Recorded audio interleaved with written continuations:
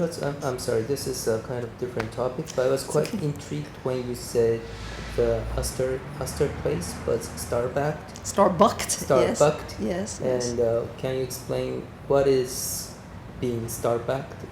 Well, Astor Place is a public square that is considered one of the entry points to the East Village when you're walking from the West Village. Since I think the 1960s, there has been a very unusual piece of sculpture on Astor Place that's a huge square that stands on one point and rotates. It's not a very well landscaped space at all, but it is a space where street vendors congregate or young people congregate, and people play the guitar or play the synthesizer, portable synthesizer, and try to collect money from passers-by. It's always been a very unusual kind of place for individuals to express themselves. So it was unusual and unwelcome in recent years when not only one branch of the chain Starbucks opened there, but 3 branches of Starbucks opened right around the square. It was an unusual circumstance that no longer is the case. I think now there's only one Starbucks right on Astor Place, but for several years there were 3 Starbucks. And for many of us who live nearby, that presence of 3 Starbucks represented the change of the East Village from a space of individuality and resistance and cultural rebellion, where rents were low and anybody could live there, to a gentrified space where rents are high, and they really are high, and where, because people with higher incomes are residents, there are more usual kinds of stores, including chains, including bank branches, and of course including Starbucks. So what is the problem of having Starbucks in your neighborhood? Well, for some people, having Starbucks in your neighborhood represents a desirable change. For example, people who live in Harlem were happy, maybe not all of them, but many of them were happy to see a Starbucks open up because it represented a sign that Harlem included spaces where middle-class people can feel safe, and people who want to spend $4 for a cup of coffee can go and socialize with others like themselves. So Starbucks in some places represents a stamp of approval. This neighborhood is okay. It's okay for consumers, it's okay for investors.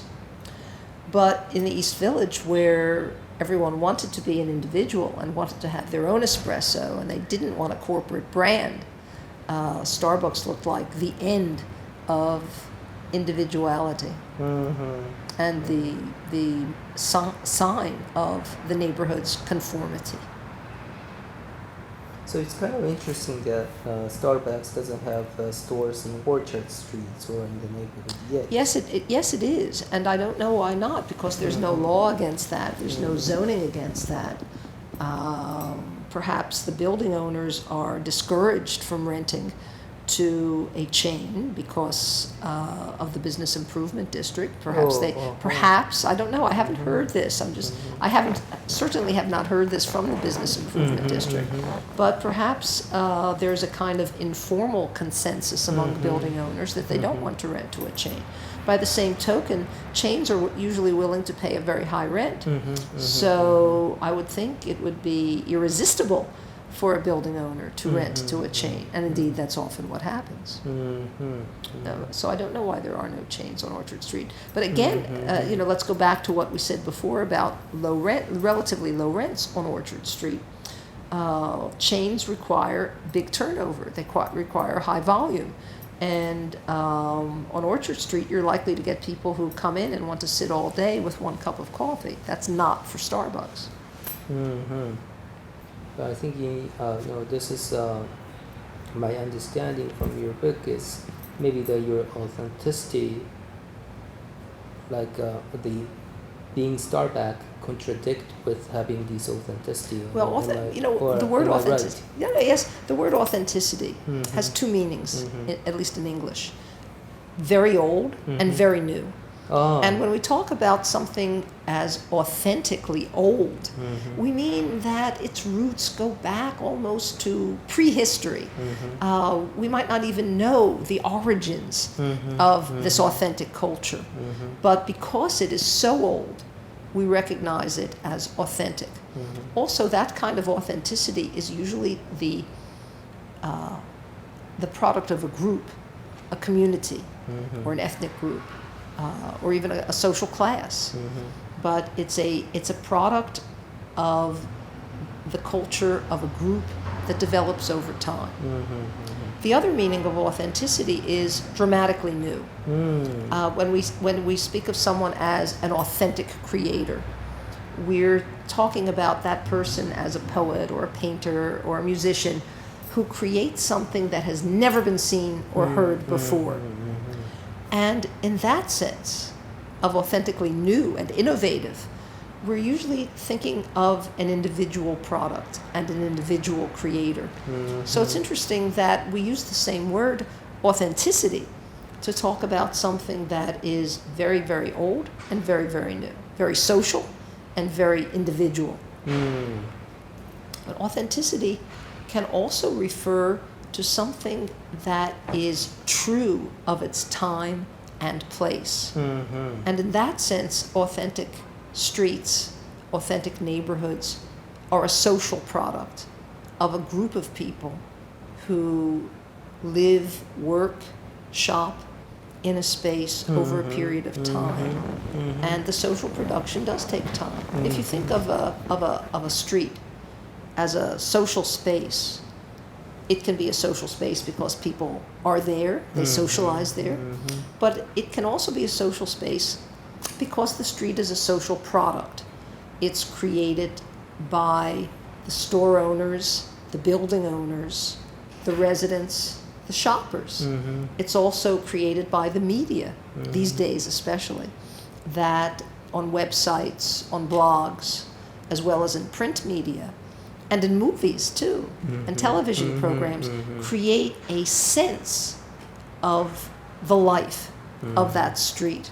Many people experienced the authenticity of New York City in the past few years through watching the TV series Sex and the City. And I have myself seen many people come to the Magnolia Bakery on Bleecker Street because they saw the characters of Sex and the City go to Magnolia Bakery to buy cupcakes. And so they come to that bakery because they want to experience the authenticity of New York, an authenticity that they saw on a television program in another place, in another country. So the street is created by the media. The authenticity of the street is created by the individuals. It's created by the individuals who own the places on the street, who own the businesses on the street, who work on the street, who shop on the street, who live in the district around the street. The authenticity of the street is created by the media, which sounds like a paradox, but that's part of what others recognize as the authentic street because they have seen it on TV or in the movies. Sense, people living in New York, it's the opposite. Yes, of course. Yes, then it becomes the opposite. Then it becomes a tourist sphere. Yeah, exactly right. Thing. Exactly right. Or at least New Yorkers feel they have lost the authentic city if the media present the street or the bakery or the neighborhood. That's and New Yorkers feel they have lost the authenticity. Other outsiders feel they have gained the authenticity. They're experiencing the authenticity. But also the authenticity of a shopping street is created by the products that come through commodity chains from New York or from other parts of the world. Yeah, but in a sense, like Union Park farmers market, the flea market, I think it has this power to create this local identity, or maybe the term authenticity maybe quite adaptable I to think, the green market. Yeah. Well, in fact, we do see markets like farmers markets or flea markets sometimes where people sell their artisanal products or they sell used clothing or used books. We see these markets developing a big cultural significance, not just economic significance because people buy and sell at these markets, but a cultural significance. And part of this cultural significance is to develop the identity of the district where this market takes place. And here again, I believe that it's a universal cultural trend of developing identity through these markets, farmers markets, flea markets. It's quite interesting because market, like the green market, and also like supermarket or like market can be anything. The market could be any kind, but some market, like for example, Starbucks is not market, but it's still it's a place they sell things. It's a shop. That's right. And also the market they also sells, but in other hands, like Starbucks actually destroy this authenticity. So I say, yes. Well, destroy maybe too big of a words, but it's maybe too strong. But still, it loses. Let's say it weakens the authenticity. Weakens, yeah. And also, in the other hand, the green market in Moscow enhances this authenticity. And what is the difference between these two? I think it's the individuality of the sellers. The individuality of the sellers, the direct relations with the sellers. Maybe people who come to Starbucks feel they have a direct relation with the barista who prepares the coffee. That may be, and in that sense, the workers of consumption spaces are really, really important for developing a sense of the atmosphere of the business. But I think it's more the direct relation between buyers and sellers, where the sellers are even creators or farmers who are the growers or the makers of the cheese that creates a different sort of relationship. Again, if you go to Starbucks at different hours on different days of the week, you see different people working there. But at its best, the farmer's market presents the farmer who grows the tomato that you buy and eat, and that's a very direct relationship of your body with the work of the farmer. In New York, do you still have a coffee shop owned by the shop owner? Yeah, probably, but this is a big city and it is a modern society, so probably most restaurants and bars and coffee shops are managed by employees, not by the owners. I noticed this in Amsterdam also, where bread and butter stores that sell food, and some of the clothing stores, which are all very small in Amsterdam, that they have the owner selling to customers and talking to customers. But the bars and restaurants, much less so. The bars, certainly the newer bars, just about all the bars on a street where I was doing research, are managed by people who work there, and you never know who the owner is. And I think in New York also, many bars, many coffee shops are not managed or run or staffed by the owners. In fact, many of the owners don't live in the neighborhood. Some do, some don't. It's I think it's a myth that, and although it may be true in Japanese cities, but it's a myth in U.S. cities that the local store owners live in the neighborhood or live above the store on the second floor. You just don't find that here.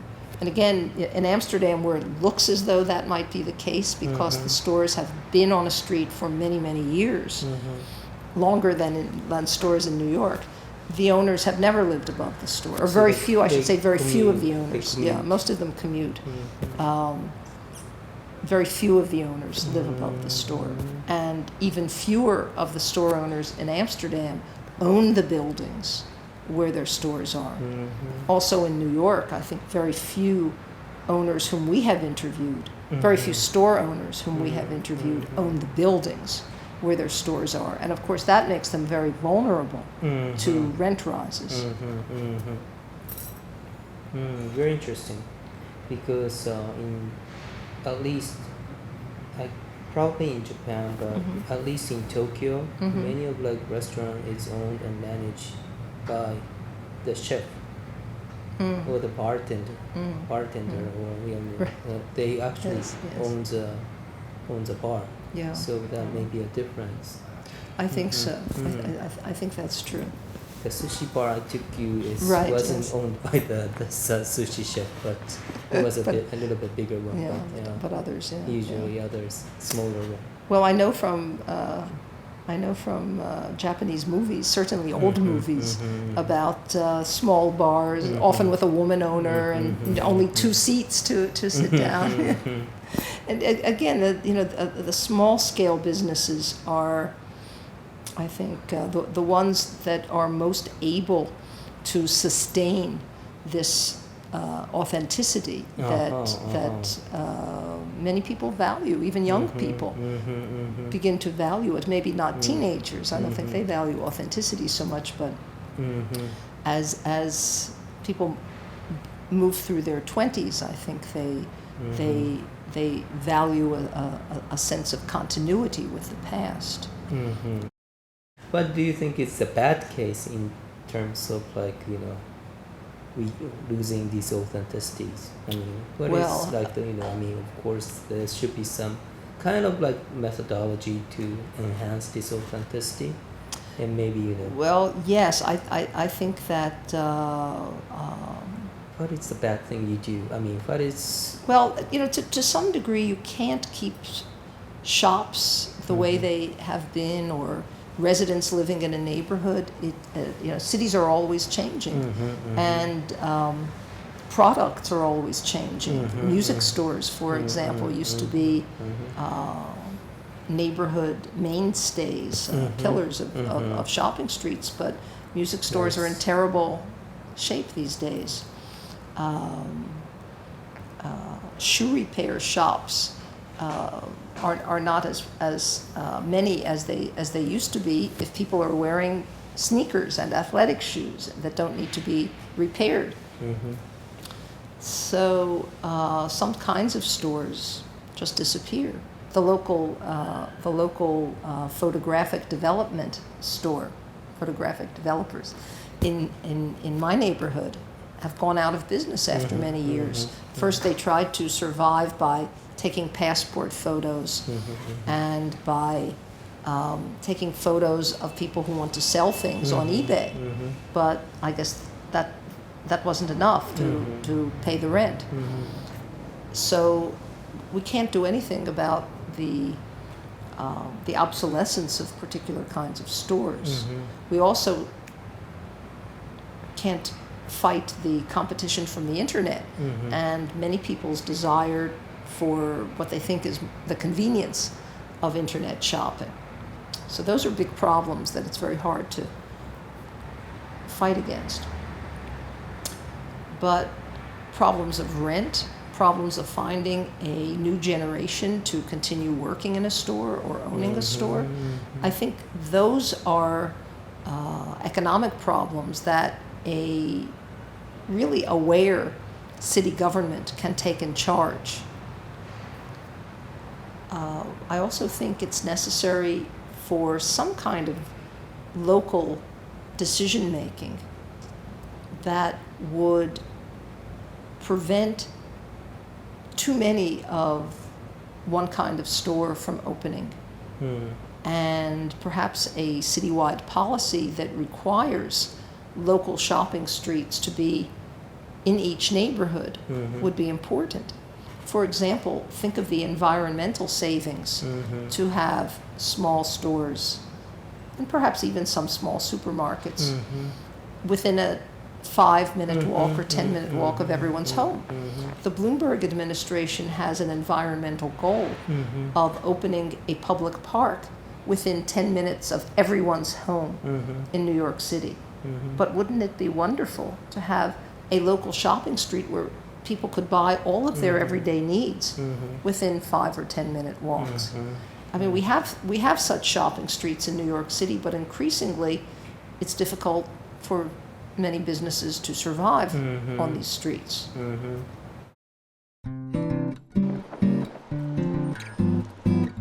ここは我々今ですね、アスタープレイスっていうところにいますね。アスタープレイスっていうのはユニオンスクエアからですね、数ブロック南に行ったところにあります、イーストビレッジの入り口っていう形ですかね。でここに大きなですねスターバックスコーヒーの店が見られますけれども、これがシャロン・ズーキン先生がですね言ってたいわゆるスターバックド現象ですね。スターバックされてしまったというような動詞ですけど、このアスタープレイスもですねだんだん最近ジェントリフィケーションが進んできて、こういうスターバックスみたいなナショナルチェーンが進出するようになってきてます。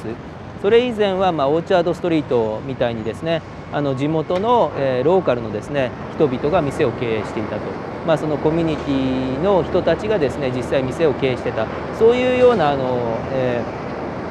形態のですね、いわゆる地元の家族経営をしている店が多かったんですけど、だんだんこういうふうにナショナルチェーンがここのイーストビレッジにも進出してきているということが彼女が述べていた話の背景ですね。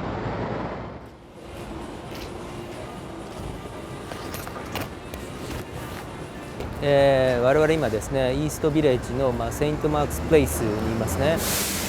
これ見ていただいて分かるようにですね、非常にここはサンフランシスコのハイトアシュベリーみたいなこのヒッピー的なですねこう店が多いですね。でほとんどがやはりその店をですね店のこのオーナーは独立して店を経営しています。そういう意味ではチェーン的なものとかですね大資本による経営の店が非常に少ないというのが特徴ですけど、今このイーストビレッジジェントリフィケーションのですね脅威にさらされていまして、ちょっと周辺見たりするとですね新しい高層の住宅ですね、高級なコンドミニアムですけど、そういうものが作られたりし始めています。まさに今ニューヨークのジェントリフィケーションをですねが現在進行形で行われている地区なんじゃないかなっていうふうに思われます。このイーストビレッジはですねあまりお金がないアーティストとかがですね、70年代60年代後半から70年代に住み着いた場所ですね。で一時期は非常に治安が悪くて麻薬の問題があったりですね治安が悪くてですね人々があまり寄りつきたくないような場所だったとも言われています。ここはいわゆるパーティー・スミスとかですねラボーンズとか、そのニューヨークのロックミュージシャンみたいなですねとかアーティストとかが多く住んでいたところでもあります。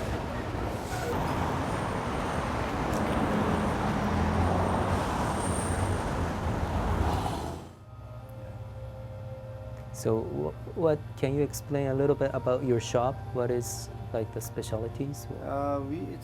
It's kind of Tibetan store, but we carry a lot of different items. Not only Tibetan items, we have gift jewelries and a lot of some Tibetan items also. Who are the clientele? Who is local? Business, tourists. Tourists. Yeah, Okay. Yes, local. We have a very regular customer, and I think 50% is tourists. Oh, 50% is tourists. Tourists, Okay. all From suburbs or from all over? around the world. Around the world. Within America also, and Europe, Asia. Asia too. From everywhere, yeah. Okay. Yeah, Asian also, Indian. Okay. Japanese. I have a good Japanese tourist also. Okay. Clients also, yeah. Yeah. What is your name? Kelsan. Kelson. Kelson. Okay. Thank Nice you to very meet much. you. My name is Keiro. Keiro, nice to meet Thank you very much. Okay.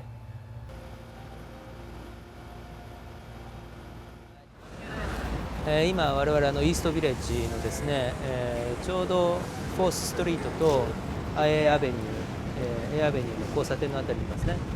でちょっとあちらが見ていただくと分かると思うんですけど、高層ビルが建っていまして、高層ビル、あそこら辺が結構ジェントリフィケーションをされているところですね。このローカルのショップがいっぱいあるような環境も変わっていく、そういう、可能性というかですね、そういう展開も考えられるわけですね。